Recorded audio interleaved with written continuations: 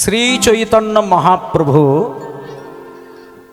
যিনি অবতারের সার, শ্রেষ্ঠ অবতার, গৌরাঙ্গ সম্পর্কে মানুষের ধারণা খুব কম। ইতিহাসের পাতা পড়লে দেখবেন চৈতন্য সম্পর্কে বাঙালির ইতিহাস খুব দুর্ভাগ্যের একটি কথা। এই বাংলা বাদে পৃথিবীর যে কোনো স্টেটে গিয়ে দেখবেন, যে কোনো দেশে গিয়ে দেখবেন,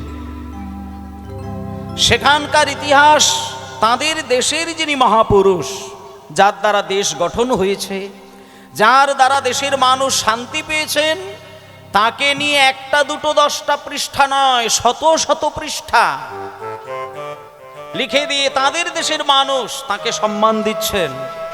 আর এই বাঙালি এমন একটি বাঙালি, যে বাঙালি ধন্য হয়েছে মহাপ্রভুর কৃপায়, যে বাঙালির মনে শান্তি এসেছে চৈতন্য দেবের অশেষ কৃপায়, সেই চৈতন্যদেব সম্পর্কে আপনারা বিচার করে দেখবেন ইতিহাসের পাতায় কতটুকু পড়ানো হয়।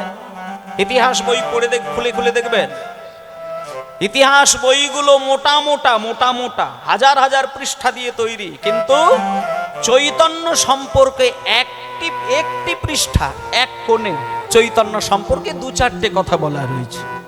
তাহলে এ দুর্ভাগ্যের কপাল ছাড়া কিছু নয়। মায়েরা, এই বাংলার বেশ কিছু ছেলে মেয়েদেরকে জিজ্ঞেস করে দেখবেন, যদি বলেন যে ভারতবর্ষ কবে স্বাধীন হয়েছে, দুম করেই বলে দেবে। আপনি যে কোনো ব্যক্তিকে যদি জিজ্ঞেস করেন যে হ্যাঁ রে বাবা, ভারত কবে স্বাধীন হয়েছে রে, আপনার কথার প্রশ্নের শেষ না হতে হতে উত্তর দিয়ে দেবে।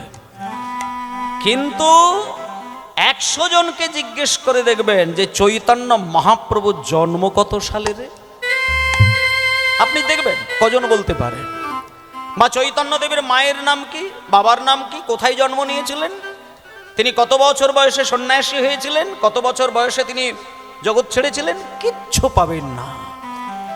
কিন্তু দুর্ভাগ্যের বিষয় এটাই যে বাঙালি আজকে ধন্য, সনাতন ধর্মের মানুষ আজকে ধন্য, সারা বাংলার মানুষ আজকে ভগবানের নাম নিয়ে বিভিন্ন উৎসব অনুষ্ঠানে পাগল একজনের জন্য, যিনি হলেন চৈতন্য মহাপ্রভু। দেখুন, রবীন্দ্রনাথ ঠাকুর, নেতাজি সুভাষচন্দ্র বসু, হ্যাঁ, যারই কথা বলবেন, সারদা দেবী, রামকৃষ্ণ পরমহংসদেব, যত রাজা রামমোহন রায়, ঈশ্বরচন্দ্র বিদ্যাসাগর, রবীন্দ্রনাথ, যারই কথা বলবেন, এনাদের অনেক আগের কথা হচ্ছে চৈতন্য মহাপ্রভু।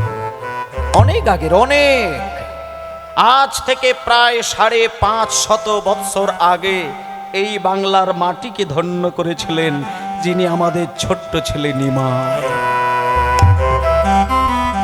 এই নিমাই তিনি হচ্ছেন সচ্চিদানন্দ বিগ্রহের আরেকটি রূপ। আজকে বৃন্দাবনে গেলে হা রাধে বলে মানুষ কাঁদে, বৃন্দাবনে গেলে হা কৃষ্ণ বলে কাঁদে, কিন্তু সেই রাধারানী, সেই কৃষ্ণচন্দ্রের মিলিত দেহ এক তনু, যিনি হলেন আমার চৈতন্য মহাপ্রভু। তাই মায়েরা, আমি আপনাদেরকে এটাই বলবো, যারা দীক্ষা নিয়েছেন অবশ্যই শুভ কাজটি করেছেন। সব সময় চিন্তা করবেন, যেমন দেহ বিভিন্ন খাবারের সমন্বয়ে দেহ ভালো থাকে। শুধু ডাল ভাত খেয়ে তো আমরা দিন কাটাতে পারি না। নানান রকমের সবজি, ভাত, ডাল, তরি তরকারি, বিভিন্ন মিষ্টান্ন, নানান কিছু খাদ্যের বৈচিত্র্য রেখে দেহের শক্তি আমরা সাজিয়ে যায়। তাহলে দেহকে সুন্দর করার জন্য এই প্রকৃতিতে থাকা বিভিন্ন খাদ্য যেমন আমরা বিভিন্নভাবে গ্রহণ করি, তেমন আত্মাকে শুদ্ধ রাখার জন্য আমাদেরকেও কিন্তু বিভিন্নভাবে কিন্তু ভগবানের অমৃতটাকে আত্মার শক্তির জন্য ব্যবহার করতে হবে। তাহলে ভগবানের নাম নিলে কি হয়?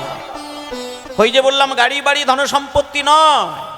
যেমন খাদ্য গ্রহণ করলে দেহ ভালো থাকে, তেমনি নিত্যদিন ভগবানের নাম নিয়ে যদি তুমি সুখ ভোগ করো, তাতে আত্মার কল্যাণ হয়ে যায়।